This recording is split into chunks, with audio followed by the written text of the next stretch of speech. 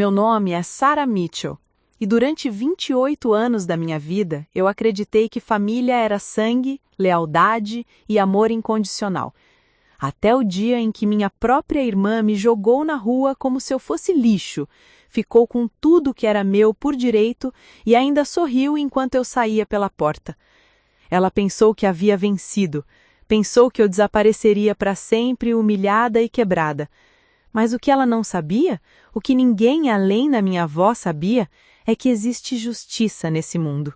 E às vezes ela vem embrulhada em um envelope lacrado, guardado por décadas, esperando o momento perfeito para explodir como uma bomba.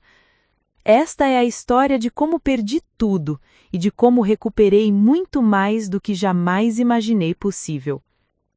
Antes de voltarmos, diga-nos de onde você está acompanhando e se esta história o tocou, inscreva-se, porque amanhã eu guardei algo muito especial para você.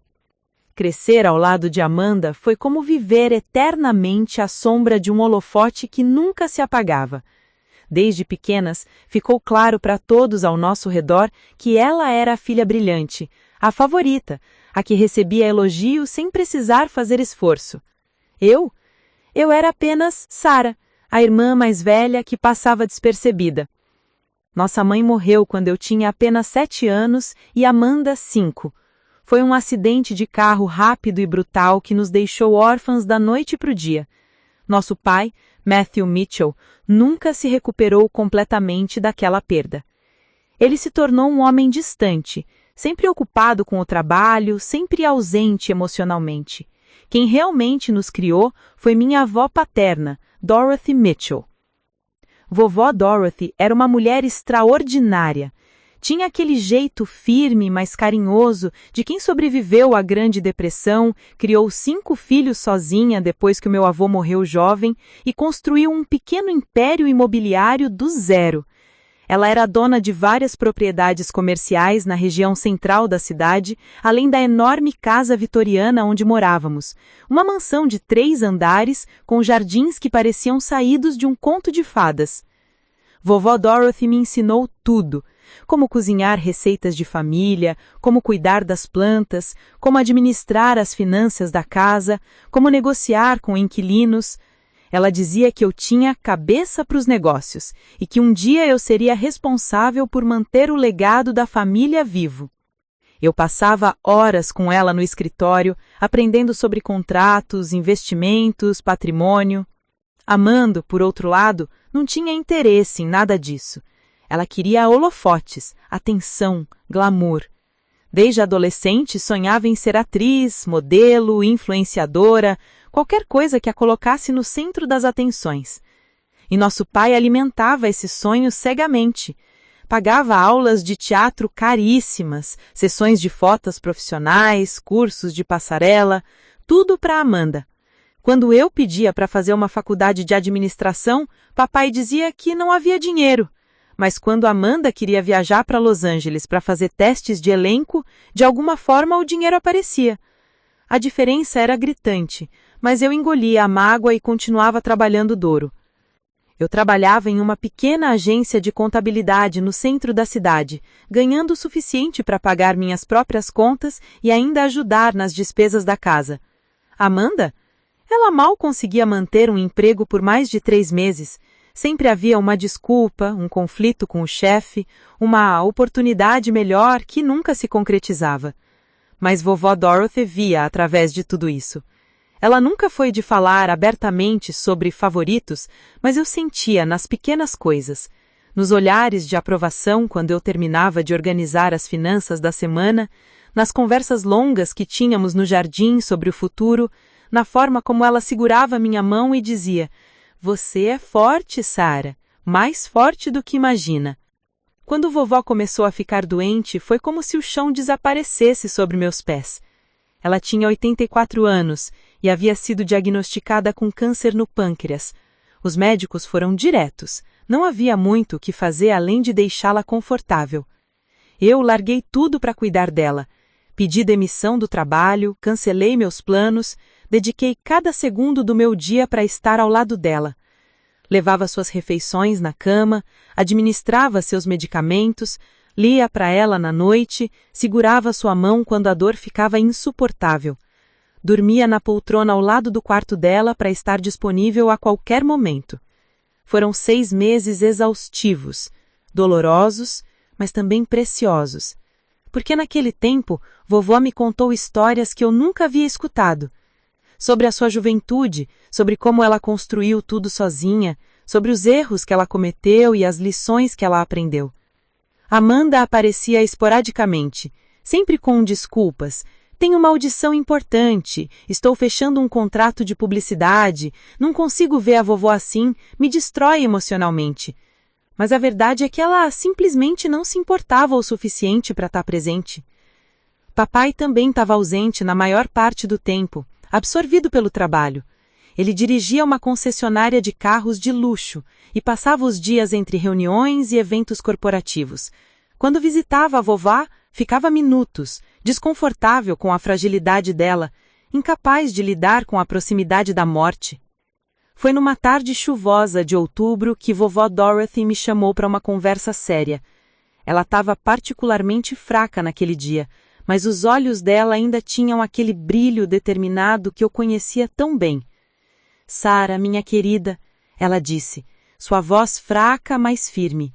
Eu preciso que você me prometa uma coisa.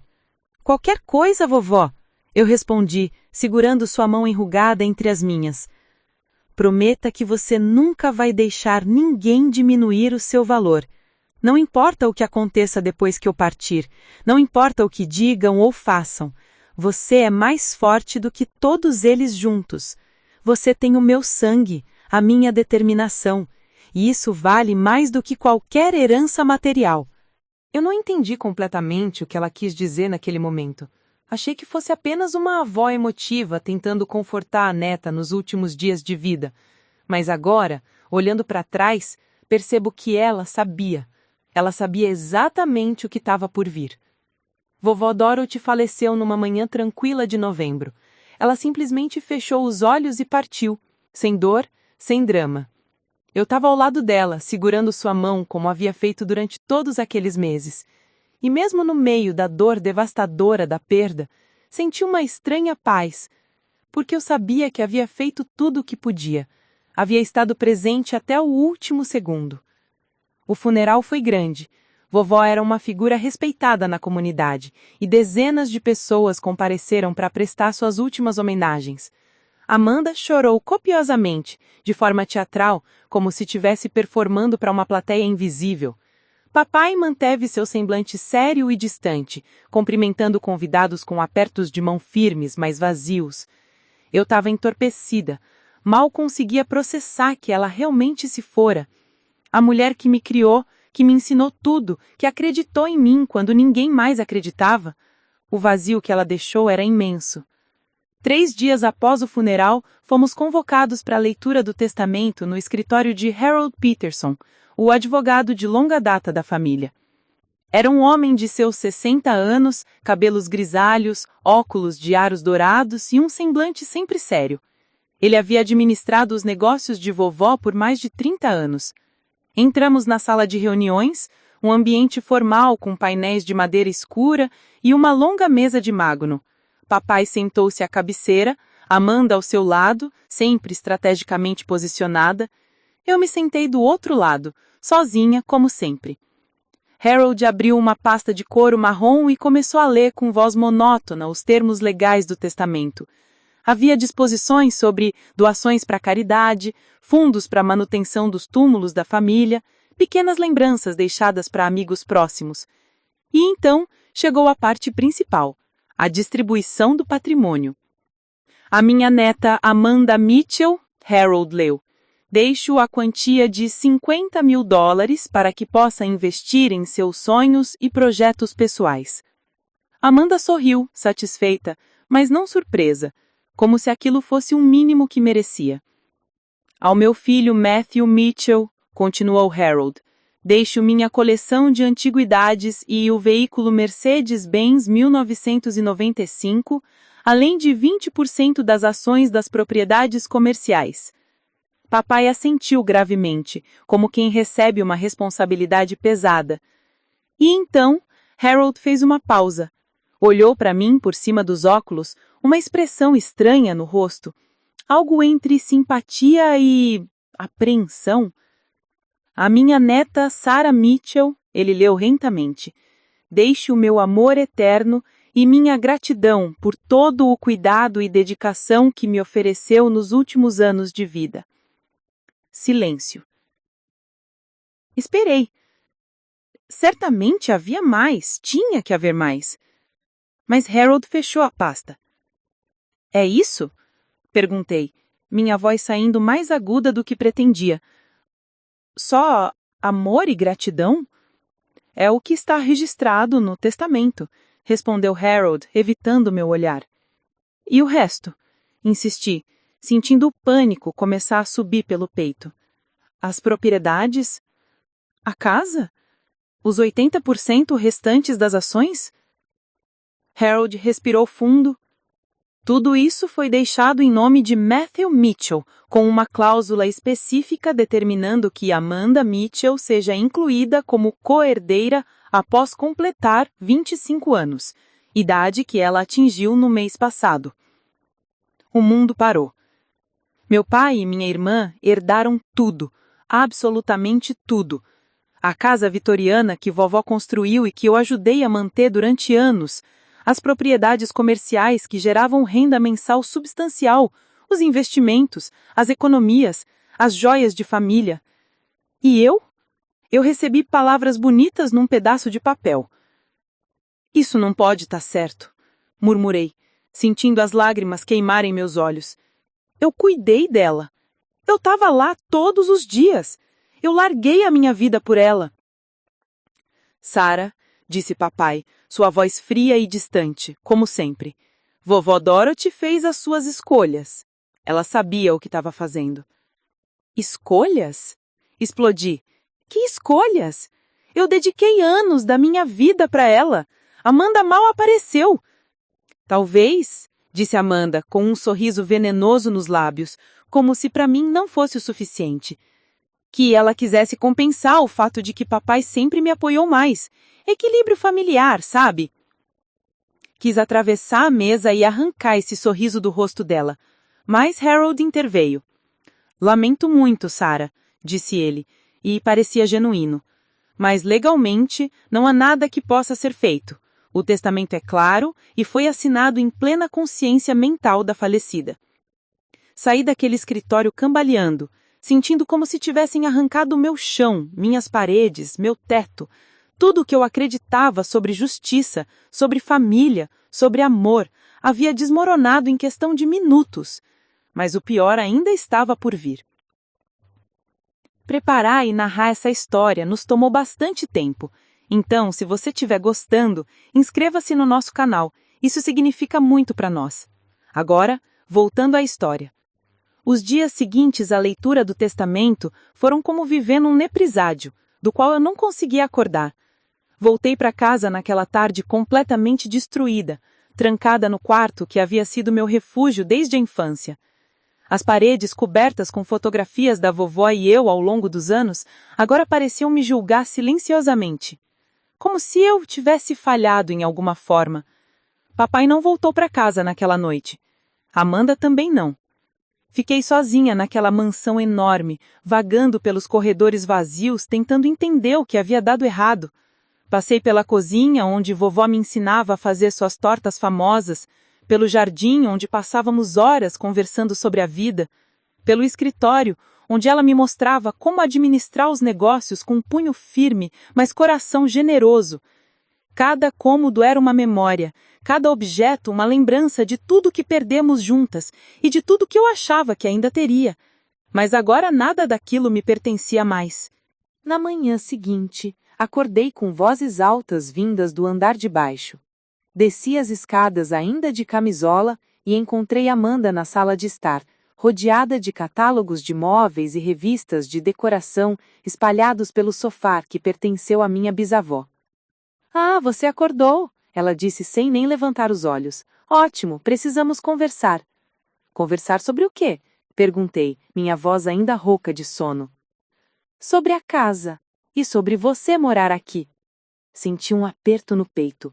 Como assim? Amanda finalmente me olhou, e havia algo frio e calculista naqueles olhos verdes que um dia foram de uma criança que eu protegi de pesadelos. Sara, vamos ser práticas. Esta casa agora pertence a mim e ao papai. Tecnicamente, você não tem mais direito de morar aqui. Eu cresci nesta casa, consegui dizer mesmo com a voz falhando. Esta é minha casa tanto quanto sua. Era, ela corrigiu com um sorriso que não alcançou os olhos. Era sua casa quando a vovó estava viva. Agora as coisas mudaram. E olha, eu até entendo que seja difícil para você aceitar, mas são os fatos. Você está me pedindo para sair? Não estou pedindo, estou informando. Mas olha o lado bom, vou te dar 2 semanas para encontrar um lugar. É mais do que justo, considerando... Considerando o quê? Explodi, sentindo a raiva finalmente superar o choque. Considerando que cuidei da nossa avó sozinha, enquanto você estava ocupada tirando selfies? Considerando que esta casa foi mantida com o trabalho que eu fiz durante anos? Amanda se levantou, e naquele momento percebi que ela havia mudado. Não era mais a irmã mais nova e insegura que buscava a aprovação. Era uma mulher que havia provado o gosto do poder e estava decidida a exercê-lo completamente. Eu não tenho culpa se a vovó te usou como empregada particular, ela disse com uma crueldade casual. Você escolheu sacrificar sua vida por ela, ninguém te obrigou. E agora está com raiva porque suas apostas não deram certo? Isso não é problema meu, Sara. Apostas? Consegui sussurrar incrédula. Você acha que eu cuidei dela esperando uma recompensa? Eu a amava. E ela te amava também? Tanto que te deixou palavras bonitas no testamento. Amor e gratidão, não foi? Deve valer muito no mercado imobiliário. Quis gritar, quis chorar, quis sacudir minha irmã até que a pessoa que ela costumava ser voltasse, mas não adiantaria. A Amanda que eu conhecia, se é que algum dia realmente existiu, havia desaparecido completamente. Papai sabe disso? Perguntei, buscando algum fio de esperança. Ele concordou com você me expulsar? Foi ideia dele, na verdade, Amanda respondeu, voltando a folhear suas revistas. Ele disse que já está na hora de você crescer e aprender a se virar sozinha. Você tem 28 anos, Sara. A maioria das pessoas dessa idade não mora com os pais. Esta não é a casa dos nossos pais, gritei. Era a casa da vovó, e ela nunca, nunca me mandaria embora. Mas ela não está mais aqui, está? Amanda levantou os olhos novamente, e dessa vez vi um brilho de satisfação cruel. E quem está no comando agora somos nós. Então, sim, você vai sair. E quanto mais drama fizer, pior vai ser para você. Subi as escadas correndo, trancando-me novamente no quarto. Peguei meu celular com as mãos tremendo e liguei para o papai. Ele atendeu depois de vários toques, sua voz impaciente. Sara, estou em uma reunião importante. Papai, a Amanda está me expulsando de casa. Me diz que isso não é verdade. Houve uma pausa longa do outro lado da linha. Quando ele finalmente falou, suas palavras caíram como pedras geladas. Sara, você é uma mulher adulta. Já passou da hora de ter sua própria vida, sua própria casa. Sua avó te mimou demais e agora você precisa aprender a ser independente. Mimou? Repeti, sem acreditar no que estava ouvindo. Eu trabalhava, pagava as minhas contas, ainda a ajudava nas despesas aqui. Como isso é ser mimada? Você morava de graça em uma mansão que vale milhões. Se isso não é privilégio, não sei o que é. Agora tenho que voltar para minha reunião. 2 semanas é tempo suficiente. Ele desligou antes que eu pudesse responder. Fiquei sentada na cama, olhando para o telefone na minha mão como se fosse um objeto alienígena. O meu pai, o homem que deveria me proteger, que deveria estar do meu lado, acabou de me descartar como se eu fosse um móvel velho que não servia mais. Nos dias seguintes, tentei falar com ele pessoalmente várias vezes, mas ele sempre estava ocupado. Deixava a casa cedo e voltava tarde, trancando-se em seu escritório particular. Amanda, por outro lado, estava em toda parte, trazendo decoradores, planejando reformas, agindo como se a casa sempre tivesse sido sua. Ela começou a mudar tudo, Contratou uma equipe para remover os móveis antigos que a vovó adorava, substituindo-os por peças modernas e sem alma. Pintou as paredes do quarto da vovó de um cinza corporativo, cobrindo o azul claro que ela mesma havia escolhido décadas atrás. Arrancou as roseiras do jardim porque ocupavam muito espaço e davam trabalho. Cada mudança era uma facada. Cada pedaço da vovó que a Amanda apagava era como matar a nossa vovó de novo. Tentei salvar o que podia. Pequenas coisas que tinham valor sentimental. A coleção de xícaras de chá chinesas que a vovó colecionava, o relógio de pulso do meu avô, as fotografias antigas da família. Mas Amanda pegou tudo. Isso é propriedade da família, ela disse quando me viu tentando embalar algumas fotos. E você não faz mais parte da administração familiar, então mãos para fora. São fotos, gritei, desesperada. Não valem dinheiro, são memórias. E agora são minhas memórias. Ela respondeu, arrancando o álbum das minhas mãos. Talvez eu faça um belo quadro decorativo para a sala nova, ou talvez doe para algum museu de história local. Ainda não decidi.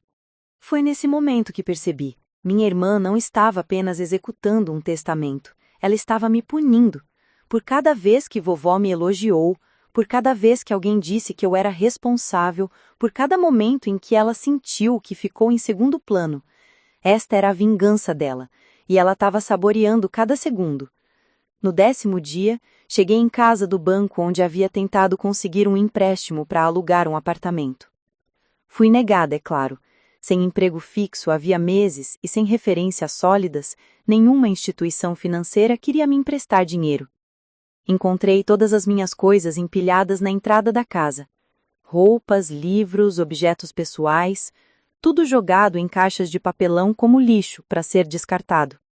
Amanda estava na varanda, bebericando um martini e observando a cena como se fosse entretenimento vespertino. — O que é isso? Perguntei, mesmo já sabendo a resposta. Achei melhor adiantar o processo, ela disse calmamente. Você claramente não está conseguindo se organizar para sair, então decidi ajudar. Veja como sou bondosa. Você disse 2 semanas, só se passaram 10 dias. E você já deveria ter encontrado um lugar. Não é minha culpa se você é lenta e despreparada. Seus pertences estão todos aí. Sugiro que você os leve antes que comece a chover. A previsão diz que vem tempestade essa noite. Amanda, por favor, supliquei, e odiava o som desesperado da minha própria voz. Eu não tenho para onde ir, não tenho dinheiro suficiente para primeiro mês e depósito de nenhum lugar. Não é meu problema, Sara. Você teve a mesma educação que eu, as mesmas oportunidades. Se sua vida não deu certo, olhe para suas próprias escolhas, não para mim. As mesmas oportunidades? Deixei escapar uma risada amarga. Você está falando sério? Papai pagou tudo para você enquanto eu tive que trabalhar por cada centavo. E mesmo assim, você conseguiu menos do que eu. Ela retrucou com um sorriso venenoso. Engraçado como funciona, né? Talvez o problema não sejam as oportunidades, mas o que cada uma fez com elas. Naquele momento, algo dentro de mim quebrou definitivamente. Não era apenas raiva ou tristeza. Era uma compreensão profunda e dolorosa de que eu nunca tive uma irmã de verdade. O que eu pensei que era família era apenas uma ilusão sustentada pela presença da vovó. Agora que ela se fora, a máscara caiu, e o que restava era pura crueldade. Comecei a carregar as caixas para meu carro velho, um Honda Civic de 2008 que eu havia comprado com meu próprio dinheiro anos atrás. Eram muitas viagens. Amanda ficou lá, assistindo, sem oferecer ajuda. Quando terminei, já estava escurecendo e meus armos doíam. Entrei no carro e liguei a ignição. Olhei pela última vez para a casa vitoriana que havia sido meu lar por toda a vida. As luzes quentes das janelas, agora tão frias e estranhas. O jardim que vovó cultivou com tanto amor, agora reduzido a um gramado uniforme e sem personalidade. Amanda ainda estava na varanda, acenando com um sorriso cruel, como se estivesse se despedindo de uma visita inconveniente. Dirigi sem destino por horas. Não tinha amigos próximos suficientes para pedir abrigo, não tinha dinheiro para um hotel decente e meu orgulho não me permitia aparecer na porta de conhecidos pedindo caridade. Acabei estacionando no estacionamento de um supermercado 24 horas nos subúrbios. Ali, cercada por minhas caixas de pertences e a escuridão da noite, permiti-me finalmente chorar. Não foi um choro delicado, foi um soluço profundo e destruidor que saiu do fundo da minha alma.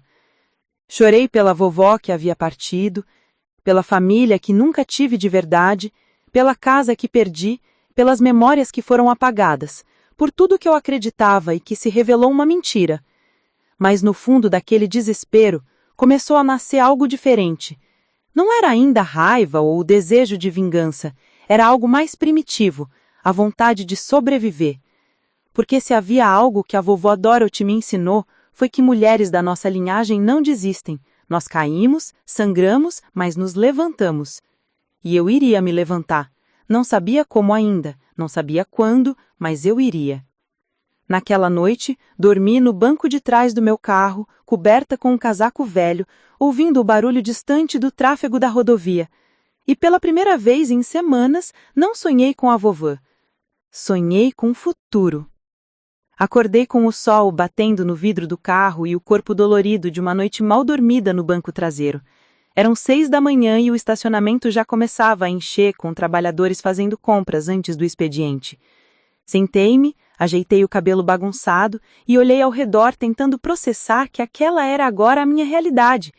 Não tinha mais um quarto aconchegante para voltar, não tinha mais uma cozinha onde preparar café da manhã, não tinha mais nada além do que estava naquelas caixas e dos $340 na minha conta bancária. Entrei no supermercado para usar o banheiro. Lavei o face com água fria, tentando parecer minimamente apresentável. Uma funcionária me olhou com suspeita, como se soubesse que eu tinha dormido no estacionamento. Comprei um café e um sanduíche barato, consumindo metade do que pretendia gastar no dia. Sentada no carro novamente, com o sanduíche pela metade na mão, peguei meu celular e comecei a fazer o que deveria ter feito dias atrás, traçar um plano concreto. Não podia continuar dormindo no carro, precisava de um emprego, de uma renda estável, de um lugar para morar, mesmo que fosse um quarto minúsculo. Passei as próximas horas enviando currículos para todas as vagas que encontrei online. Posições administrativas, recepcionistas, assistentes, vendedoras, qualquer coisa que me tirasse daquela situação. Também procurei por quartos para alugar, mas os preços eram absurdos. Até os lugares mais simples exigiam pelo menos $1.000 de entrada entre primeiro mês e depósito. No fim da tarde, recebi uma ligação de um número desconhecido. Era Margaret Reynolds, dona de uma pequena cafeteria artesanal chamada Sunrise Café, no lado oeste da cidade. Ela havia visto meu currículo e queria que eu fosse para uma entrevista no dia seguinte. Não era o emprego dos meus sonhos, nem perto disso, mas era uma chance, e naquele momento era tudo que eu tinha. Passei aquela segunda noite no carro, desta vez estacionada em frente a uma biblioteca pública. Era um pouco mais seguro, mais iluminado. Deitei no banco traseiro coberta com 2 casacos sobrepostos e tentei dormir, mas minha mente não parava. Pensava em Amanda dormindo confortavelmente na minha antiga casa. Pensava no papai, indiferente ao sofrimento da própria filha. Pensava em como minha vida havia se desmoronado tão rapidamente. Mas também pensava na vovó, nas histórias que ela me contava sobre como havia recomeçado do zero depois que meu avô morreu, como ela havia trabalhado limpando casas, cozinhando para famílias ricas, economizando cada centavo até poder comprar sua primeira propriedade. Ela tinha sido forte, ela havia sobrevivido, e eu era sangue dela. A entrevista foi na manhã seguinte, em um café pequeno, mas charmoso, com paredes de tijolo à vista e plantas penduradas no teto. Margaret era uma mulher na casa dos 50, com cabelos grisalhos presos em um coque e um avental manchado de café. Então, Sarah, vejo aqui que você trabalhou em contabilidade. Por que o interesse em trabalhar em uma cafeteria? Poderia ter mentido, inventado uma história sobre querer mudar de área e explorar novas experiências. Mas alguma coisa na forma como ela me olhou, com aquele tipo de compreensão maternal, me fez decidir pela verdade. Porque preciso desesperadamente.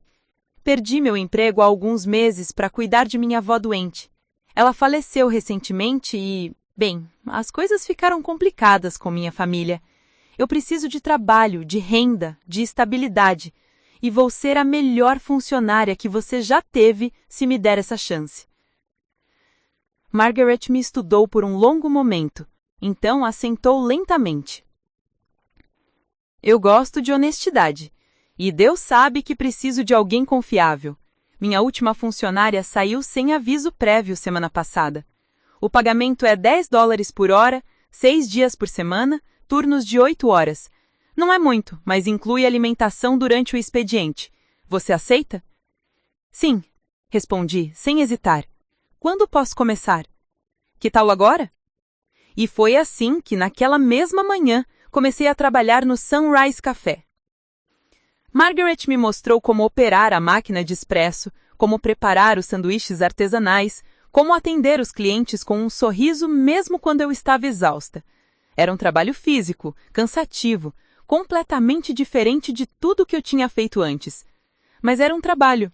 E era meu. Nos primeiros dias, cada músculo do meu corpo doía. Eu ficava de pé por 8 horas seguidas, carregando bandejas, limpando mesas, lavando louças. Minhas mãos, que antes apenas digitavam em planilhas, agora ficavam ásperas de tanto lavar copos e pratos. Mas Margaret era gentil. Ela percebia quando eu estava prestes a desabar e me mandava fazer uma pausa, me oferecia um pedaço de torta, perguntava se eu estava bem. Nunca fez perguntas invasivas, mas estava claro que ela sabia que algo grave havia acontecido comigo. Na terceira semana de trabalho, enquanto eu limpava as mesas no fim do expediente, Margaret se aproximou com uma expressão pensativa. Sarah, posso te perguntar uma coisa? Claro. Você está morando onde atualmente? Gelei. Será que ela havia descoberto que eu estava dormindo no carro estacionado a 2 quadras dali? Eu estou em transição, procurando um lugar. Está dormindo no carro, não está? Não adiantava mentir. Sim. Margaret suspirou. Olha, eu tenho um quartinho em cima da cafeteria. É pequeno, bem pequeno mesmo. Era usado para estoque, mas limpei e coloquei alguns móveis básicos há alguns anos quando pensei em alugar. Nunca consegui inquilino porque é realmente minúsculo e não tem cozinha própria, só um banheiro. Mas tem uma cama, um armário e uma janela que dá para a rua. O banheiro é compartilhado com um espaço de armazenamento, mas tem chuveiro hot. Você pode ficar lá. Senti lágrimas queimarem meus olhos. Eu não posso pagar aluguel agora, Margaret. Mal estou juntando dinheiro para... Não estou pedindo aluguel. Estou oferecendo um lugar para você dormir até se estabilizar. Considere parte dos benefícios do trabalho. Por quê? Por que está fazendo isso por mim? Você mal me conhece. Margaret sorriu de forma triste. Olha, eu já estive onde você está. Há 25 anos, eu era uma mulher divorciada, sem um centavo, dormindo em abrigos, tentando reconstruir minha vida depois que meu ex-marido ficou com tudo. Alguém me ajudou quando eu mais precisava. Eu estou apenas passando a gentileza adiante. Naquela noite, subi pela primeira vez ao quartinho em cima da cafeteria. Era realmente minúsculo, não maior que 3 metros por 4. Mas tinha uma cama de solteiro com lençóis limpos, um pequeno armário, uma escrivaninha encostada na parede e uma janela que dava para a rua. O banheiro era compartilhado com um espaço de armazenamento, mas tinha chuveiro hot. Depois de semanas dormindo no carro, aquilo parecia um palácio. Tomei o banho mais longo da minha vida, deixando a água quente lavar não só a dirdidão, mas também parte da dor acumulada. Me deitei na cama e, pela primeira vez desde a morte da vovó, consegui dormir uma noite inteira.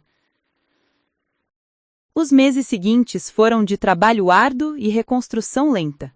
Acordava às 5 da manhã, ajudava Margaret a preparar a cafeteria para abrir às 6, trabalhava até às 3 da tarde e depois usava as próximas horas para estudar online, fazer cursos gratuitos de administração e gestão de negócios Estava determinada a não ficar para sempre servindo cafés, por mais grata que fosse pela oportunidade. Economizava cada centavo que podia. Comia as refeições que Margaret oferecia na cafeteria, evitava qualquer gasto desnecessário e guardava religiosamente metade do meu salário. Era uma vida espartana, mas tinha propósito. Durante esse tempo, bloqueei Amanda e papai de todos os meus contatos. Não queria saber deles. Não queria ver suas vidas perfeitas nas redes sociais, enquanto eu lutava para sobreviver. Precisava desse corte limpo para poder curar. Foi em uma tarde chuvosa de março, 4 meses depois de ter começado na cafeteria, que conheci Daniel Cooper. Ele era um cliente regular que sempre pedia o mesmo: café preto, sem açúcar e um croissant de amêndoas. Sempre vinha sozinho, sempre trazia um laptop, sempre ficava no canto mais silencioso. Naquele dia específico, a cafeteria estava vazia por causa da chuva torrencial. Daniel estava em sua mesa usual, quando seu laptop apagou de repente. Ele praguejou baixinho, batendo nas teclas com frustração. "Problemas?" perguntei ao passar perto dele. "Arquivo corrompido", ele respondeu, passando as mãos pelo cabelo escuro em desespero. "Tenho uma apresentação importante amanhã e acabei de perder 3 horas de trabalho." "Posso dar uma olhada?" ofereci impulsivamente. Eu trabalhava com sistemas antes. Ele me olhou surpreso, mas empurrou o laptop na minha direção. Levei para o balcão e passei os próximos 20 minutos trabalhando no arquivo. Consegui recuperar a maior parte dos dados usando um software de restauração que eu conhecia dos meus tempos de escritório. "Você salvou minha vida", Daniel disse quando devolvi o laptop com o arquivo recuperado. "Sério mesmo, como posso te agradecer?" "Não precisa, fico feliz em ajudar." "Pelo menos me deixa te pagar um café quando você sair do trabalho." Hesitei, mas algo no seu sorriso genuíno e nos olhos castanhos honestos me fez aceitar. Acabamos conversando por 2 horas naquela tarde. Descobri que Daniel era engenheiro de software, trabalhava remotamente para uma empresa de tecnologia em Boston, mas morava aqui porque preferia cidades menores. Ele era divorciado, sem filhos, e havia se mudado para recomeçar depois de um casamento que terminou mal. Falamos sobre segundas chances, sobre recomeços, sobre como a vida às vezes nos joga no chão só para ver se temos força para levantar. Não contei todos os detalhes da minha história, mas contei o suficiente. E ele entendeu, porque ele também havia estado lá. Daniel começou a frequentar a cafeteria ainda mais regularmente depois daquele dia. Sempre conversávamos quando o movimento permitia. Ele contava sobre seus projetos, eu falava sobre os cursos que estava fazendo online. Lentamente, uma amizade genuína começou a se formar. Foi Daniel quem me apresentou a ideia que mudaria tudo. "Você já pensou em empreender?" perguntou uma tarde, enquanto eu limpava a mesa ao lado dele. "Com seu conhecimento de administração e sua experiência aqui, você poderia abrir seu próprio negócio." "Com que dinheiro?" ri amargamente. Mal consegui juntar $4.000 nesses meses. "Existem programas de microcrédito para empreendedores, especialmente para mulheres. Taxas baixas, prazos flexíveis. Eu posso te ajudar a preparar um plano de negócios, se você tiver interesse." A ideia plantou uma semente na minha mente. Não imediatamente, mas lentamente começou a crescer. E se eu realmente pudesse fazer algo meu, algo que ninguém pudesse tirar de mim? Passei as próximas semanas pesquisando, planejando, sonhando. Margaret, quando contei minha ideia, foi incrivelmente apoiadora. "Você tem talento, Sarah, e mais importante, tem determinação. Se alguém pode fazer isso dar certo, é você." 8 meses depois de ter sido expulsa de casa, eu tinha um plano sólido, um pequeno empréstimo aprovado e uma sociedade com Daniel, que ofereceu suas habilidades técnicas em troca de participação no negócio. Íamos abrir uma consultoria de gestão para pequenos negócios, combinando minha experiência administrativa com suas habilidades em sistemas digitais. Não seria grande no começo, mas seria nosso. Enquanto assinava os papéis da empresa, sentada naquele mesmo quartinho minúsculo, em cima da cafeteria que me acolheu quando eu não tinha nada, pensei na vovó. "Eu tô me levantando", sussurrei pro nada. "Como você me ensinou." E pela primeira vez em quase um ano, sorri de verdade. Não sabia ainda, mas aquele era apenas o começo. O universo estava preparando algo muito maior para mim, algo que envolveria uma revelação que mudaria tudo o que eu pensava saber sobre a minha vovó, minha família e meu futuro. Mas isso ainda levaria tempo. Por enquanto, eu estava apenas sobrevivendo, crescendo, me transformando. E isso já era mais do que suficiente.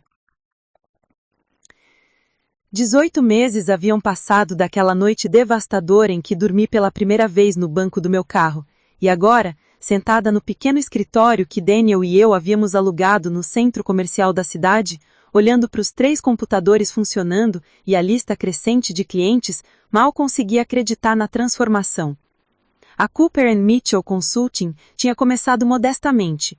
Nosso primeiro cliente foi o próprio Sunrise Café de Margaret, que insistiu em nos contratar para reorganizar o sistema de inventário e criar uma presença digital adequada. Foi um projeto pequeno, mas nos deu o portfólio inicial que precisávamos.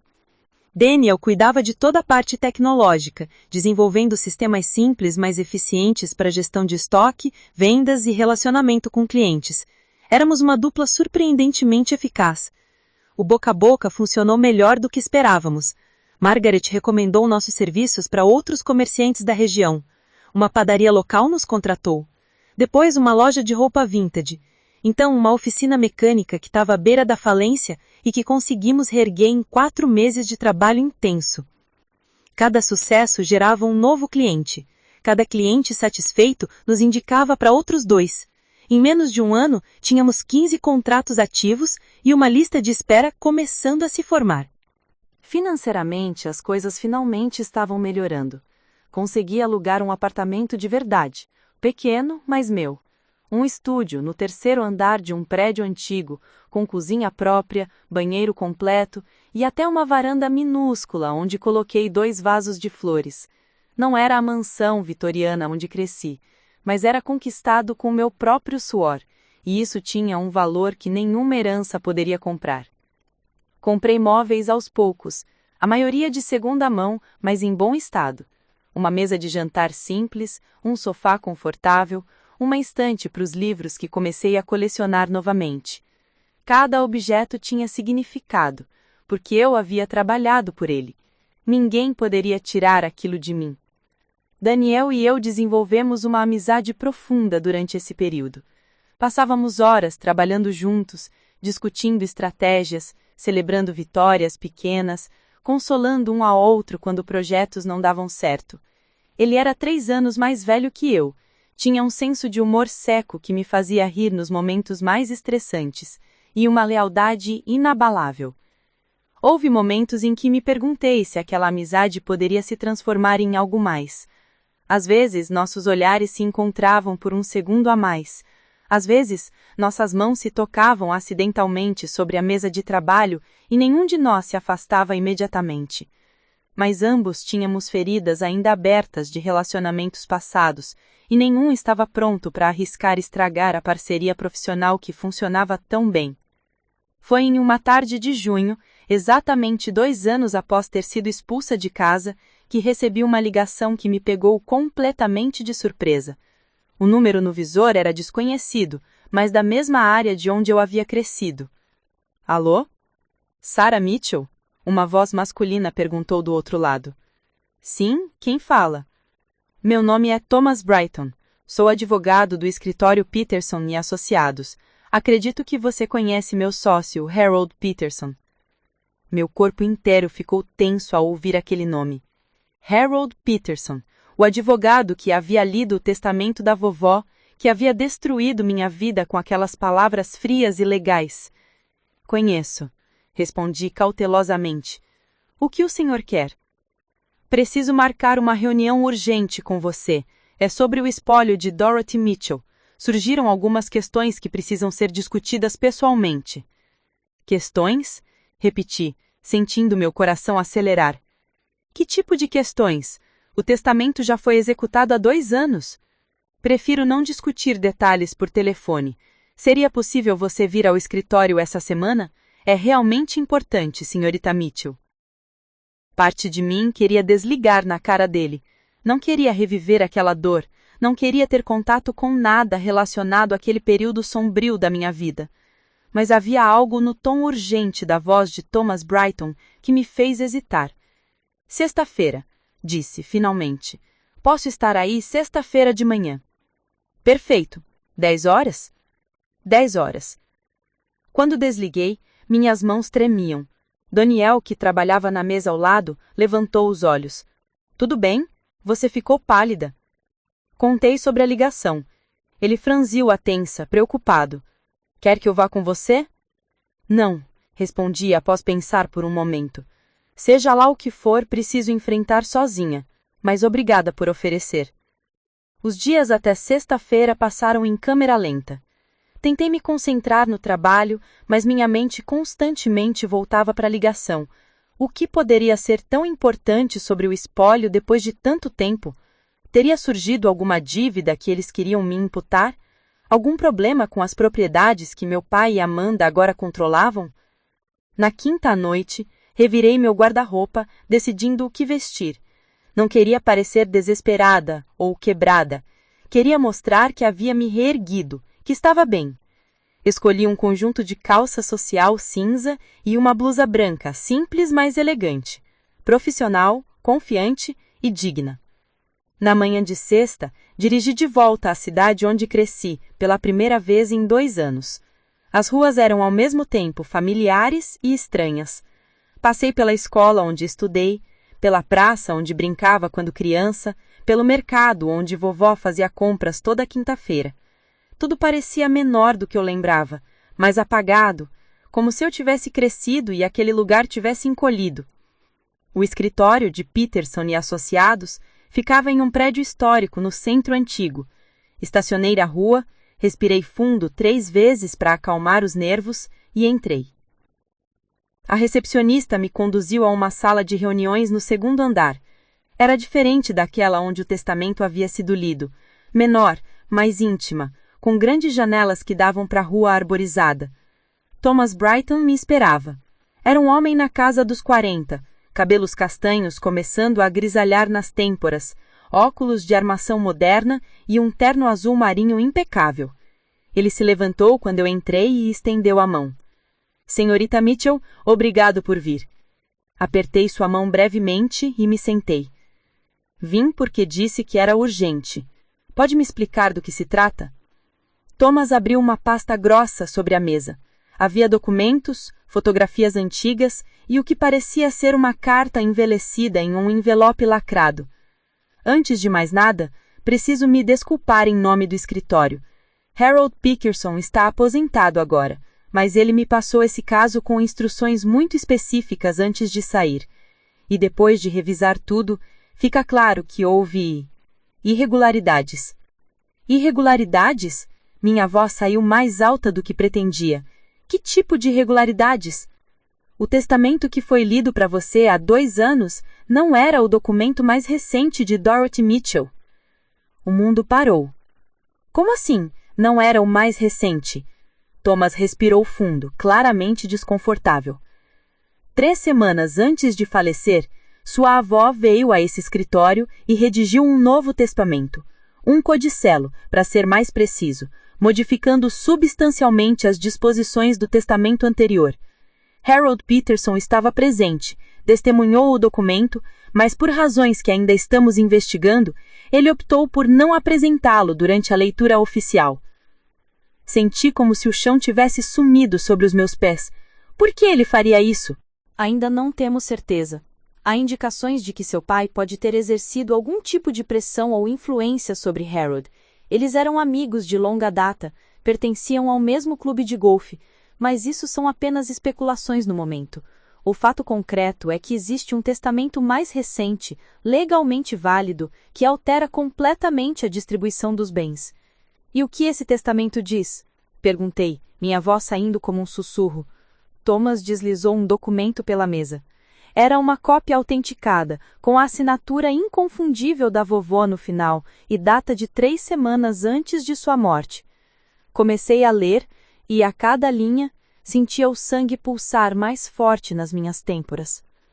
O Novo Testamento estabelecia que 70% de todas as propriedades, investimentos e bens deveriam ser destinados a mim, Sarah Mitchell.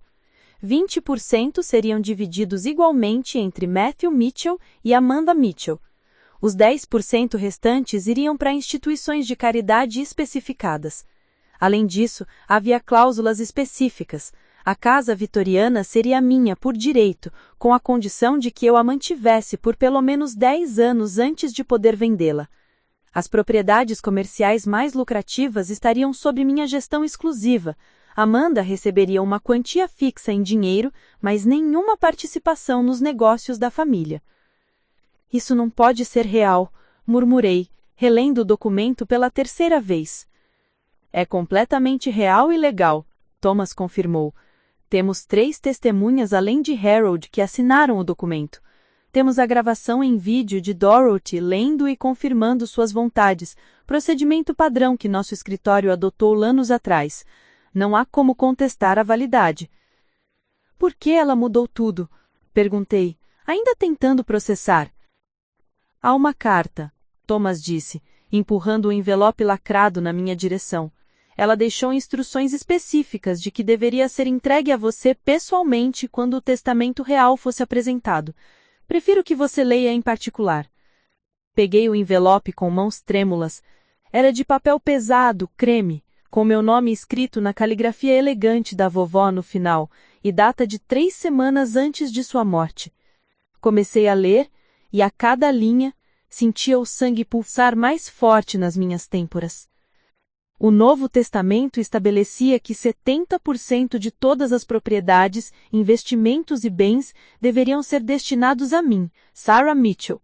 20% seriam divididos igualmente entre Matthew Mitchell e Amanda Mitchell.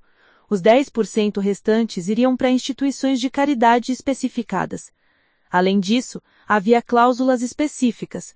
A casa vitoriana seria minha por direito, com a condição de que eu a mantivesse por pelo menos 10 anos antes de poder vendê-la.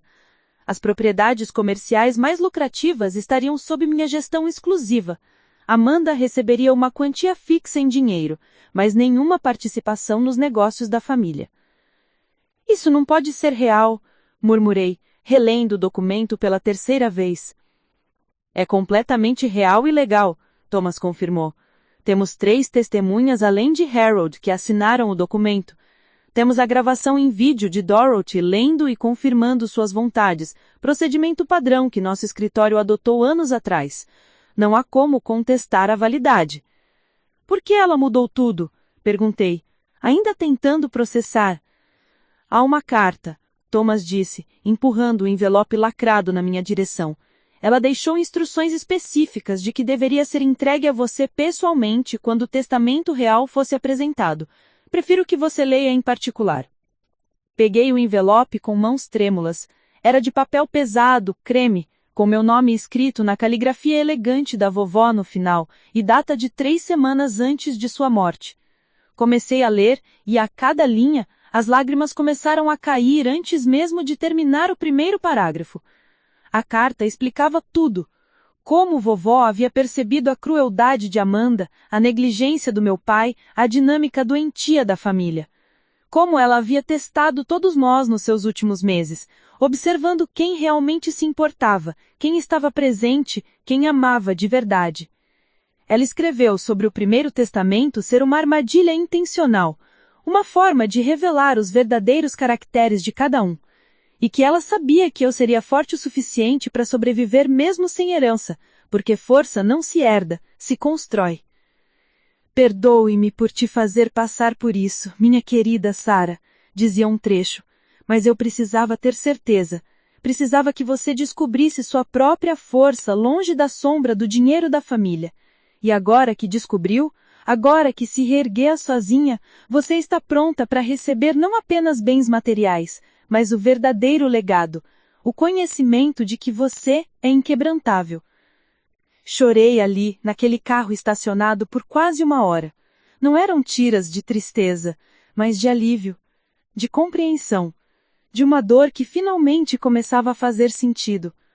Vovó não havia me abandonado, ela havia me libertado, e agora Era hora de reivindicar não apenas minha herança, mas a minha dignidade. Sentada naquele carro com a carta da vovó ainda nas mãos e lágrimas secando no meu rosto, peguei o celular e liguei para Daniel. Ele atendeu no segundo toque. Sara, como foi? Você pode vir me buscar? Minha voz saiu embargada. Estou estacionada na frente do escritório de advocacia. Eu não consigo dirigir agora. Já tô indo, fica aí. 20 minutos depois, Daniel apareceu dirigindo sua caminhoneta velha. Entrou no meu carro pelo lado do passageiro e simplesmente me abraçou, sem fazer perguntas. Ficamos assim por longos minutos, enquanto eu tentava recuperar o controle das emoções. Quando finalmente consegui falar, contei tudo. Sobre o testamento real, sobre a carta da vovó, sobre como tudo havia sido um teste elaborado. Daniel me ouviu em silêncio, sua expressão oscilando entre choque e uma raiva contida. Aquele advogado filha da mãe escondeu o testamento de propósito. Ele deve ter sido pago pelo seu pai. Provavelmente, concordei, limpando o rosto com as costas da mão. Mas Thomas disse que estão investigando. De qualquer forma, agora tenho o documento real, tenho a lei do meu lado. Eles vão lutar com unhas e dentes. Seu pai e sua irmã não vão simplesmente devolver tudo e pedir desculpas. Eu sei, mas não me importo mais. Tenho provas, tenho testemunhas, tenho a verdade. E dessa vez, vou lutar até o fim. Fomos para o escritório da consultoria, onde passei o resto do dia tentando trabalhar, mas sem conseguir me concentrar. Minha mente estava acelerada, processando as implicações de tudo que havia descoberto. Depois de 2 anos construindo minha vida do zero, acreditando que havia sido abandonada pela vovó, descubro que tudo foi intencional. Um teste de caráter, de força, de determinação. Parte de mim estava furiosa com ela por me fazer passar por aquilo. Outra parte estava em paz, finalmente entendendo que não havia sido rejeitada, mas preparada. Naquela noite, reli a carta inteira mais 3 vezes no meu apartamento. Havia detalhes que eu não havia processado na primeira leitura. Vovó explicava como havia observado Amanda manipular situações desde jovem, como ela havia se aproveitado do favoritismo do pai para desenvolver um caráter egoísta e cruel, como ela havia tentado conversar com o papai sobre isso inúmeras vezes, mas ele sempre negava ou minimizava. Seu pai é fraco, Sara, ela escreveu em um trecho particularmente doloroso. Ele sempre foi. Depois que sua mãe morreu, ele se tornou um homem oco, enchendo esse vazio com o trabalho e com a fantasia de que Amanda era perfeita porque ela se parecia fisicamente com sua esposa. Ele não consegue ver a pessoa cruel que ela se tornou porque está cego pelo luto e pela necessidade de acreditar que ainda tem algo puro da mulher que amou. A compreensão trouxe uma dor diferente. Não era raiva pura, era uma tristeza profunda pela disfunção de toda aquela dinâmica familiar. Meu pai nunca havia me visto de verdade. Amanda havia sido criada como uma princesa intocável, e eu havia sido a responsável, a invisível, a que deveria aguentar tudo em silêncio. Mas agora, armada com a verdade e com a lei, era hora de mudar essa narrativa. Thomas Brighton entrou em contato novamente na segunda-feira seguinte. As notificações legais haviam sido enviadas para Matthew e Amanda Mitchell.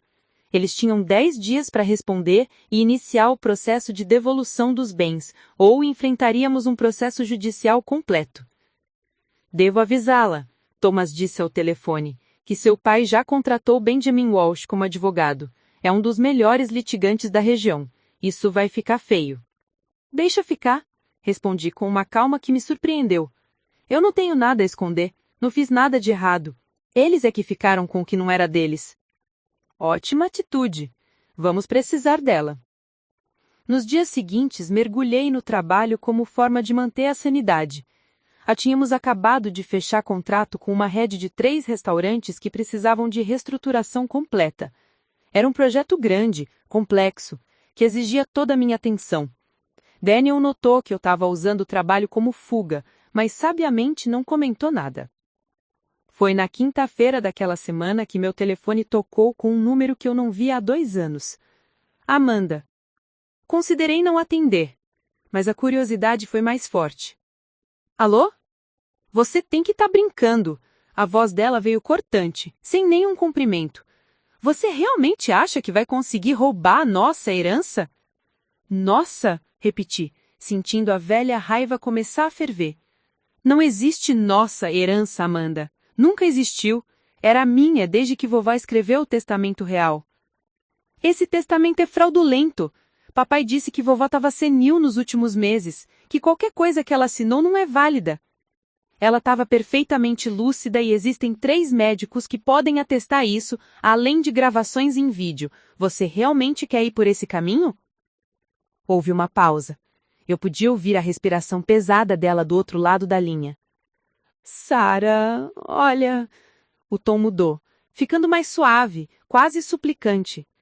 A gente é irmã, família. A gente não precisa fazer isso virar uma guerra.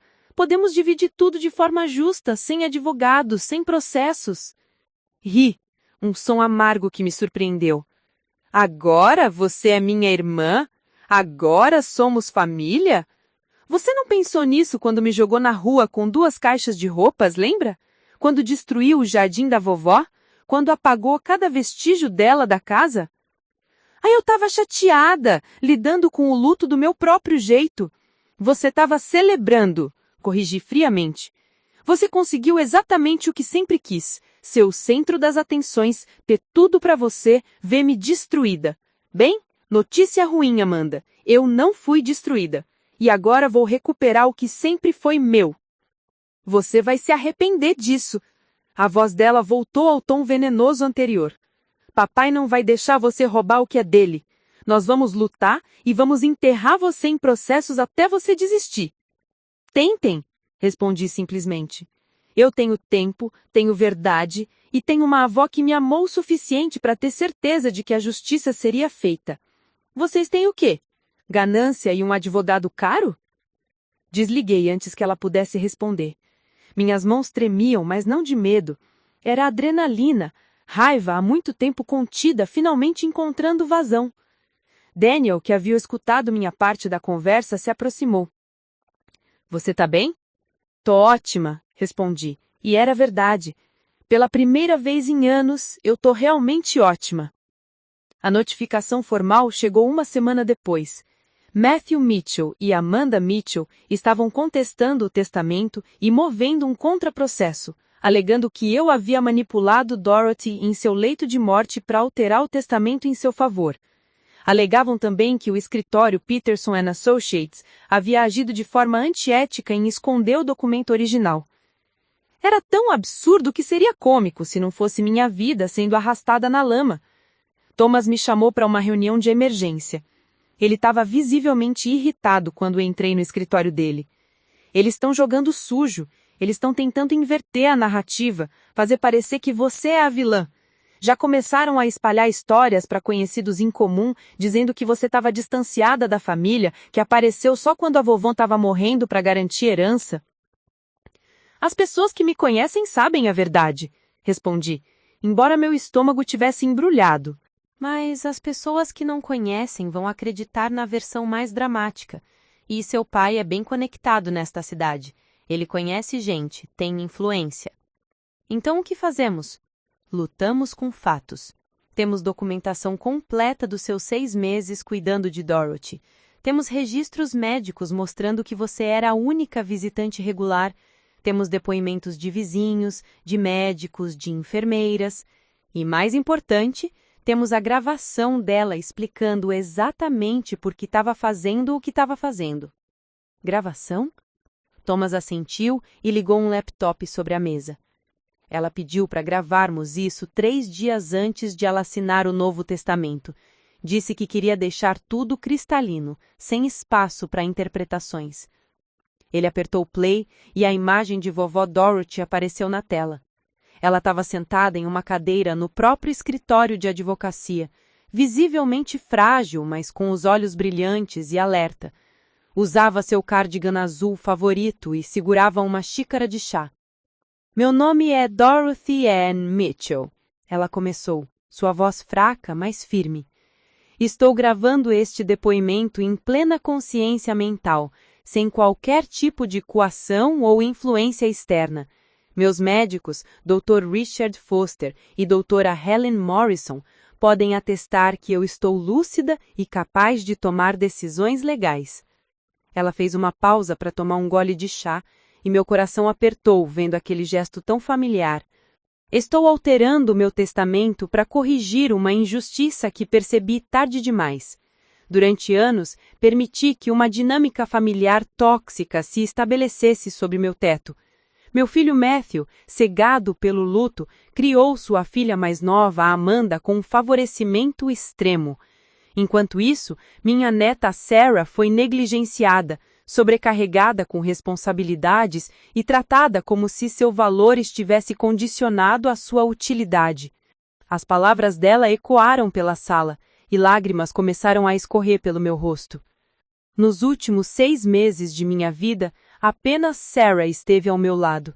Ela abandonou seu emprego, sua vida pessoal, seus planos, para me cuidar com amor e dedicação. Amanda apareceu 3 vezes em 6 meses. Matthew vinha por obrigação, ficava minutos, claramente desconfortável com minha condição. Vovó olhou diretamente para a câmera, e era como se estivesse olhando para mim através do tempo. Sarah merece minha herança não porque cuidou de mim, mas porque ela é a única que carrega os valores que eu tentei ensinar. Trabalho duro, integridade, compaixão. Amanda é bonita e charmosa, mas é vazia por dentro. E Matthew é um homem quebrado que eu não consegui consertar. Sarah é minha verdadeira herdeira, em espírito e agora em bens. A gravação continuou por mais 10 minutos, com vovó explicando detalhadamente cada decisão que ela havia tomado no testamento, cada valor distribuído, cada propriedade designada. Era irrefutável. Quando terminou, fiquei sentada em silêncio, processando tudo. Com isso, Thomas disse gentilmente, não há juiz no mundo que não veja a verdade. Seu pai e sua irmã vão perder, Sarah. É só questão de tempo. Então, por que continuar lutando? Por que não aceitar o inevitável? Porque pessoas como eles nunca aceitam perder. Vão arrastar isso o máximo que puderem, na esperança de que você desista pelo desgaste. É uma estratégia comum. Eles não me conhecem, disse, limpando as lágrimas. Eu aguentei dormir no meu carro. Aguentei recomeçar do zero. Aguentei reconstruir minha vida tijolo por tijolo. Eles acham que um processo judicial vai me quebrar? Thomas sorriu pela primeira vez. Acho que seu pai e sua irmã cometeram o erro de subestimar você, e vão pagar caro por isso. Saí daquele escritório não mais assustada ou insegura, mas determinada. A guerra havia sido declarada oficialmente, e eu não estava só lutando por dinheiro ou propriedades. Eu estava lutando pela memória da minha avó, pela justiça que ela havia arquitetado tão cuidadosamente, pelo direito de finalmente ser vista e valorizada. Amanda e papai queriam uma batalha? Iam ter uma. E dessa vez eu não estava sozinha, sem recursos ou perdida. Eu estava forte, preparada e armada com a verdade. A tempestade estava apenas começando. Os 3 meses seguintes foram os mais intensos da minha vida. Não pela dificuldade física, mas pelo desgaste emocional de ter cada aspecto da minha existência dissecado, questionado e julgado por estranhos em tribunais frios e impessoais. Benjamin Walsh, o advogado contratado pelo meu pai, era exatamente o tipo de homem que eu esperava. 50 e poucos anos, terno de $3.000, dentes brancos demais e um talento perturbador para distorcer a verdade sem tecnicamente mentir. Na primeira audiência preliminar, ele me pintou como uma oportunista calculista que isolara uma senhora idosa de sua família para manipulá-la em benefício próprio. Senhoria, ele disse, com uma voz que gotejava falsa preocupação. A defesa vai demonstrar que a senhorita Sarah Mitchell sistematicamente afastou Dorothy Mitchell de seu filho e neta, criando uma dependência emocional doentia, para então explorar a vulnerabilidade de uma mulher em seus momentos finais. Sentei-me ao lado de Thomas Brighton, forçando-me a manter a expressão neutra enquanto ouvia aquelas mentiras serem apresentadas como fatos. cada palavra era uma distorção cuidadosa da realidade, pegando verdades parciais e torcendo-as até ficarem irreconhecíveis. Thomas respondeu com calma devastadora, apresentando registros telefônicos mostrando que eu havia tentado repetidamente contatar Amanda e papai durante a doença da vovó, implorando que visitassem mais. Apresentou depoimentos de 3 enfermeiras diferentes que testemunharam a minha dedicação e o desinteresse do resto da família. Mas Walsh era bom, muito bom. Ele questionou cada testemunha, plantou sementes de dúvida, sugeriu motivações ocultas. Quando a enfermeira Rebecca Thompson testemunhou que eu dormia em uma poltrona desconfortável no quarto da vovó todas as noites, Walsh insinuou que era para manter controle e isolar a paciente. A juíza Margaret Holloway, uma mulher de seus 60 anos com cabelos grisalhos presos em um coque e uma expressão perpetuamente cética, observava tudo com olhos de águia. Era impossível saber para qual lado ela pendia. Após aquela primeira audiência, saí do tribunal mentalmente exausta. Daniel me esperava do lado de fora, encostado na sua caminhonete. A data da sentença foi marcada para uma terça-feira chuvosa de outubro. O tribunal estava mais cheio do que as audiências anteriores.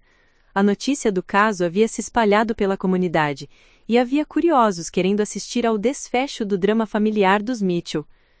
Entrei no tribunal de mãos dadas com Daniel. Thomas nos esperava com uma expressão que tentava ser confiante, mas eu via a tensão ao redor de seus olhos. Do outro lado da sala, papai e Amanda sentavam-se com Walsh entre eles, formando uma frente unida contra mim. Foi a primeira vez que olhei diretamente para meu pai em quase 3 anos. Ele havia envelhecido visivelmente. Mais cabelos brancos, mais linhas ao redor dos olhos, uma curvatura nos ombros que não estava lá antes. Por um segundo fugaz, senti pena dele, mas então me lembrei de como ele me jogou fora sem hesitar, e a pena evaporou. Amanda, por outro lado, parecia exatamente a mesma. Linda, bem vestida, com aquele ar de superioridade que ela usava como armadura. Quando nossos olhares se cruzaram, ela sorriu. Não foi um sorriso amigável, foi um sorriso de desafio. A juíza Holloway entrou e todos se levantaram. Ela se sentou, organizou alguns papéis à sua frente e finalmente começou a falar. Este foi um caso incomumente complexo, ela iniciou, sua voz ecoando pela sala.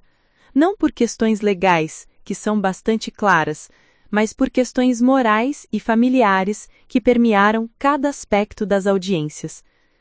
Meu coração martelava tão alto que tinha certeza que todos podiam ouvi-lo. Após revisar extensivamente toda a documentação apresentada, todos os testemunhos e especialmente a gravação de vídeo de Dorothy Mitchell explicando suas intenções, cheguei a uma conclusão que me parece irrefutável. Ela fez uma pausa, seus olhos percorrendo a sala. O testamento modificado de Dorothy Mitchell, datado de 3 semanas antes de seu falecimento, é legal, válido e representa suas verdadeiras vontades finais. A alegação da defesa de que a falecida não estava em plenas capacidades mentais é completamente refutada pela evidência médica e pela clareza demonstrada em sua própria gravação. Senti Daniel apertar minha mão. Thomas exalou um suspiro de alívio. Do outro lado, vi Amanda empalidecer.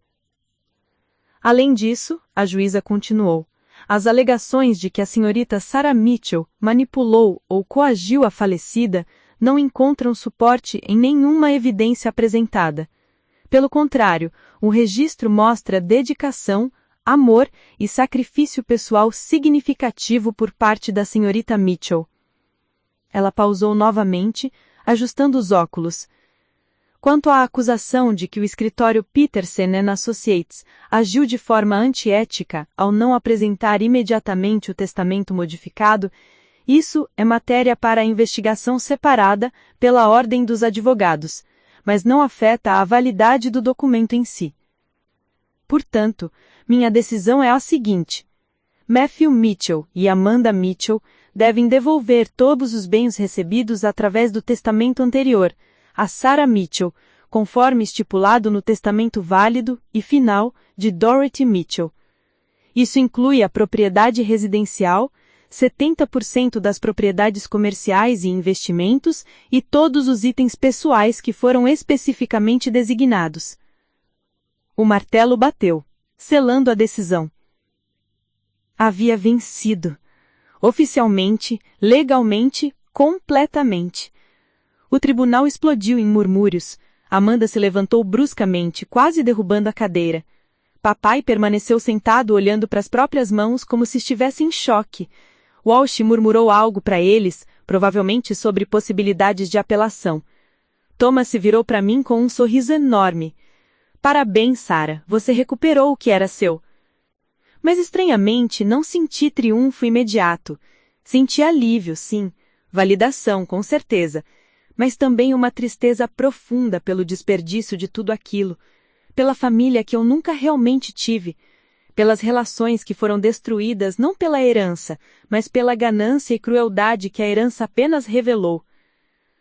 Quando saímos do tribunal, a chuva havia parado e um sol fraco tentava romper as nuvens. Daniel me abraçou forte e finalmente me permiti chorar. Não de dor, mas de libertação. Acabou, ele murmurou no meu ouvido. Finalmente acabou. Mas eu sabia que não estava completamente acabado. Ainda havia o processo de realmente recuperar tudo, de tomar posse, de enfrentar Amanda e papai pela última vez. A parte mais difícil ainda estava por vir. Voltar para aquela casa vitoriana que havia sido meu lar e minha prisão e reivindicá-la como definitivamente minha. A sentença judicial deu a Amanda e papai 30 dias para desocupar a propriedade e transferir todos os bens designados no testamento da vovó. 30 dias que se arrastaram como uma eternidade, cada um carregado com a antecipação do confronto final que eu sabia que estava por vir. Thomas cuidou de toda a papelada legal. Documentos de transferência de propriedade, inventários detalhados, registros de títulos. Cada papel assinado era mais um passo em direção ao fechamento desse capítulo doloroso. Mas havia uma coisa que nenhum documento podia preparar, o momento em que eu voltaria àquela casa. Durante aquele mês de espera, minha vida profissional deu um salto inesperado. A publicidade do caso, embora dolorosa pessoalmente, havia colocado meu nome em evidência. Empresários locais começaram a procurar nossos serviços, curiosos sobre a mulher que havia lutado e vencido contra as probabilidades. A Cooper & Mitchell Consulting teve que recusar 3 novos clientes porque simplesmente não tínhamos capacidade para mais trabalho. Daniel sugeriu que contratássemos ajuda. Está na hora de expandir, ele disse, uma noite, enquanto revisávamos propostas em meu apartamento. Você venceu, Sarah, não apenas no tribunal, mas na vida. Sua empresa está crescendo, você recuperou sua herança, você tem um futuro brilhante pela frente. Porque você parece que está construindo coragem para dizer algo, perguntei, conhecendo-o bem o suficiente para perceber quando ele estava nervoso. Ele sorriu, aquele sorriso tímido que eu havia aprendido a amar. Por que estou? Pegou uma caixa de veludo do bolso e meu coração parou. Sarah Mitchell, eu sei que o timing não é perfeito. Eu sei que você está prestes a passar por uma transição enorme, mas eu também sei que quero estar ao seu lado para toda essa transição e todas as que vierem depois. Abriu a caixa, revelando um anel simples, mas lindo, uma esmeralda cercada por pequenos diamantes. Não é ostentoso porque sei que você não gosta disso, mas é real, como nós. Casa comigo? As lágrimas vieram instantaneamente. Daniel... Você não precisa responder agora, ele começou, mas eu o interrompi. Sim, a resposta é sim. Ele piscou, surpreso. Sério? Você me ajudou a me reconstruir quando eu estava destruída. Você nunca quis nada de mim além de eu mesma. Você me viu quando eu era invisível para todos. Como a resposta poderia ser qualquer coisa além de sim? Nos beijamos ali, em meu pequeno apartamento que em breve eu deixaria para trás, mas que sempre guardaria memórias preciosas de recomeço e cura. O 30º dia chegou numa manhã fria de novembro. Thomas me ligou cedo. Eles pediram mais uma semana, ele disse, e eu podia ouvir a irritação em sua voz. Walsh alegou que precisam de mais tempo para organizar a mudança. Não, respondi imediatamente. O juiz deu 30 dias. Eles tiveram 30 dias. Não vou dar nem mais um. É o que pensei que você ia dizer. Vou negar o pedido. Você quer ir lá hoje à tarde para a transferência oficial? Sim, quanto mais cedo, melhor. Daniel insistiu em ir comigo. Thomas também estaria presente, junto com um oficial de justiça para garantir que tudo transcorresse dentro da lei. Dirigi em silêncio até a casa, meu carro seguido pelo de Thomas. Cada quarteirão familiar trazia memórias, boas e ruins, todas se misturando numa confusão emocional.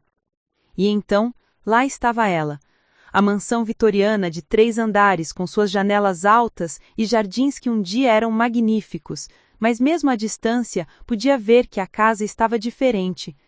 As roseiras que vovó cultivou por décadas haviam sido arrancadas, substituídas por um gramado uniforme e sem personalidade.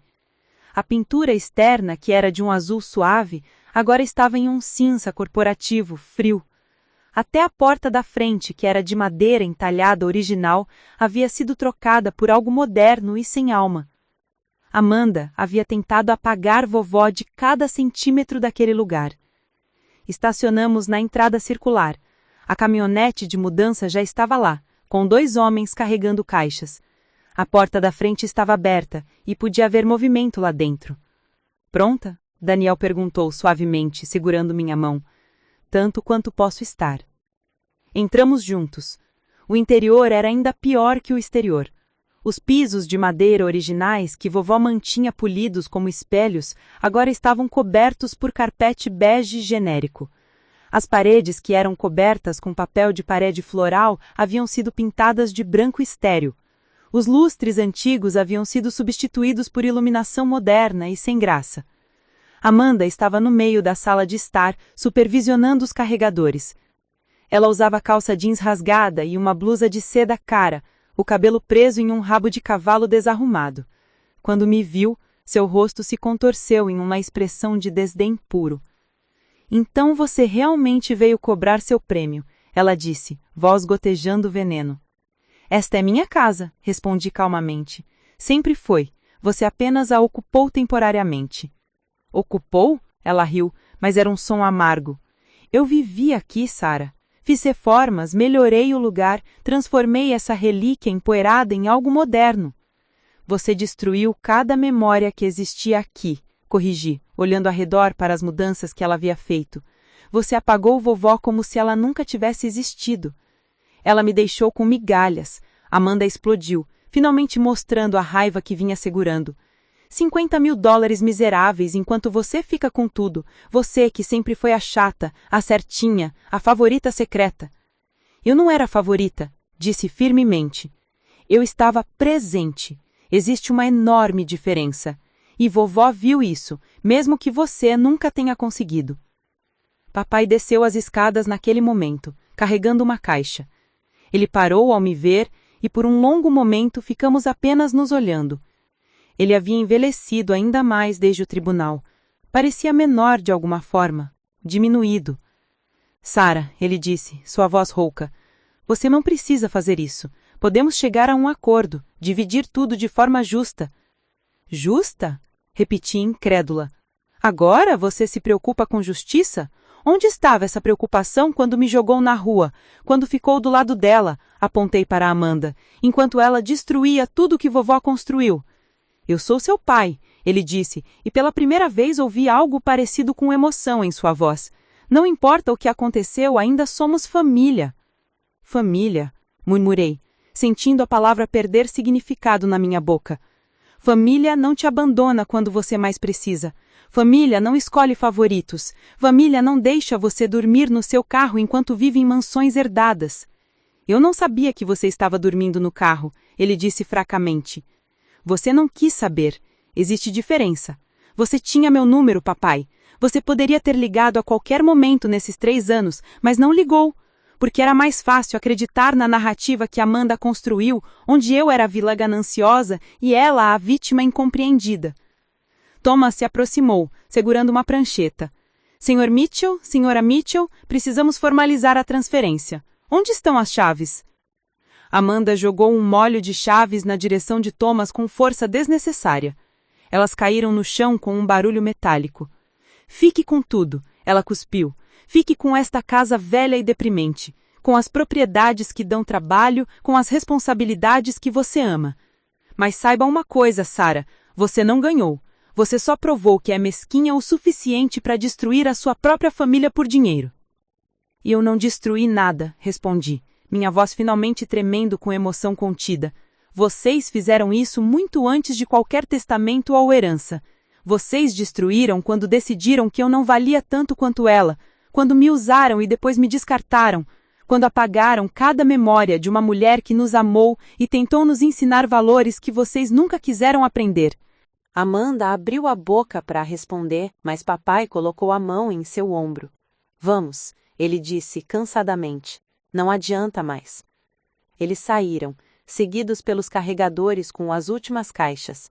Fiquei parada na entrada, observando-os colocarem tudo na caminhonete, observando meu pai entrar no carro luxuoso que ele havia comprado com dinheiro que deveria ter sido meu, observando Amanda dar uma última olhada para casa com algo que quase parecia arrependimento antes de entrar no carro dela.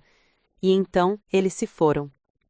O oficial de justiça entregou os documentos finais para Thomas assinar. A propriedade agora está oficialmente transferida para Sarah Mitchell, ele declarou formalmente. Parabéns, senhorita. Quando todos saíram, fiquei sozinha com Daniel na casa que agora era indubitavelmente minha. O silêncio era ensurdecedor. Quer que eu fique ou você prefere um momento sozinha? Daniel perguntou gentilmente. Fica, por favor. Caminhamos pela casa juntos, e a cada cômodo meu coração apertava um pouco mais. O quarto da vovó, agora pintado de cinza estéril, vazio de toda a personalidade. A cozinha, onde ela me ensinava receitas, agora com eletrodomésticos de aço inoxidável que pareciam pertencer a um showroom. O jardim onde passávamos tardes inteiras conversando, agora reduzido a grama uniforme, sem uma única flor. Amanda havia tentado apagar vovó, mas ela não conseguiu, porque vovó não estava nas paredes ou nos móveis, estava nas lições que me ensinou, na força que me passou, no amor que deixou registrado em cartas e gravações. Vai ser muito trabalho restaurar tudo, Daniel comentou olhando ao redor. Eu sei, mas vale a pena. Preciso trazer vovó de volta para esta casa. Preciso que este lugar volte a ser um lar, não apenas uma propriedade. Nosso lar? Ele perguntou. E havia uma pergunta maior implícita ali. Olhei para ele, para o homem que me pegou quando estava despedaçada, que me ajudou a reconstruir não apenas minha vida, mas minha fé na bondade humana. Nosso lar, confirmei. Nos meses seguintes, mergulhei no projeto de restauração. Contratei artesãos especializados em casas vitorianas para desfazer as melhorias de Amanda e restaurar a casa ao seu estado original. Removi o carpete, revelando os pisos de madeira que apenas precisavam de polimento. Pintei as paredes de volta às cores que vovó havia escolhido. Replantei as roseiras no jardim, usando mudas de variedades antigas que levaram semanas para encontrar. Cada móvel que vovó havia escolhido e que Amanda vendeu ou descartou, eu procurei em antiquários e leilões. Não consegui encontrar as peças originais, mas encontrei similares. A casa lentamente voltou à vida, voltou a respirar com a essência da mulher que a construiu. A Cooper Mitchell Consulting continuou crescendo. Contratamos 2 assistentes e alugamos um escritório maior. Daniel e eu nos casamos numa cerimônia pequena no jardim restaurado da casa, com Margaret como madrinha e Thomas como testemunha. Foi simples, íntimo, perfeito. Nunca mais falei com Amanda ou papai. Ouvi através de conhecidos em comum que eles se mudaram para outro estado, tentando recomeçar longe da vergonha pública do caso. Parte de mim se perguntava se eles algum dia entenderiam o que fizeram de errado, mas a maior parte de mim não se importava mais. Eu havia fechado aquele capítulo. Um ano após recuperar a casa, numa tarde tranquila de outono, sentei-me na varanda com uma xícara de chá, observando Daniel no jardim tentando consertar o sistema de irrigação. Coloquei a mão na minha barriga ainda discreta, onde uma nova vida começava a crescer. Nosso filho ou filha cresceria nesta casa cheia de história e amor, aprenderia as mesmas lições que vovó me ensinou, conheceria o valor do trabalho duro e da integridade. Vovó, sussurrei para o vento, eu entendo agora. Tudo o que você fez, cada parte difícil, foi para me preparar para isso, para ser forte o suficiente para honrar seu legado. Espero estar fazendo você se orgulhar. Uma brisa suave passou, fazendo as folhas das novas roseiras dançarem, e de alguma forma eu sabia que ela estava. Onde quer que estivesse, ela estava orgulhosa. Porque eu não apenas sobrevivi, eu prosperei. Não apenas herdei propriedades, mas valores. Não apenas ganhei uma batalha legal, mas recuperei minha dignidade. Daniel se juntou a mim na varanda, suado, mas sorrindo. Consegui! O sistema está funcionando de novo. Você é incrível, disse, puxando-o para sentar ao meu lado. Nós somos incríveis, ele corrigiu, beijando minha testa. Olha tudo que construímos, Sarah. A empresa, esta casa, nossa vida juntos. Sua avó estaria tão orgulhosa. Eu sei, respondi, apoiando a cabeça em seu ombro. Eu finalmente sei. E enquanto o sol se punha sobre a mansão vitoriana que agora era verdadeiramente minha, pintando o céu em tons de laranja e rosa, senti uma paz profunda se instalar. A jornada havia sido brutal, a dor real, as perdas significativas. Mas do outro lado de todo aquele sofrimento, encontrei algo precioso. Eu mesma. Sarah Mitchell. Não a filha invisível, não a neta descartada, não a irmã traída.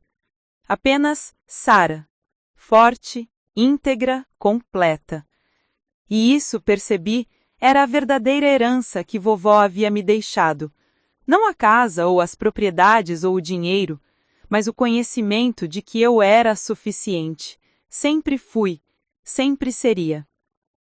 A carta secreta da vovó não revelou apenas um testamento escondido, revelou uma verdade ainda mais importante, que o maior legado que podemos deixar não são bens materiais, mas as lições que ensinamos e a força que inspiramos naqueles que amamos.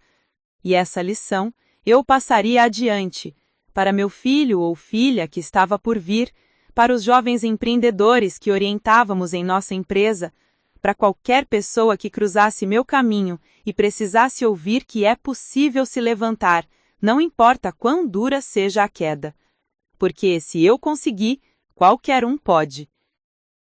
Esta é minha história. A história de como perdi tudo e encontrei muito mais. A história de uma herança roubada e uma justiça recuperada.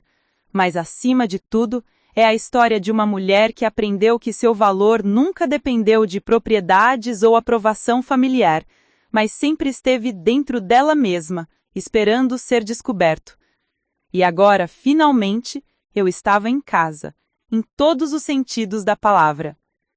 A seguir, você encontrará mais 2 histórias imperdíveis bem na sua tela. Se esta te agradar, não perca as outras. É só clicar e conferir. E não se esqueça de curtir, se inscrever no canal e ativar o sininho de notificações para não perder nenhuma novidade.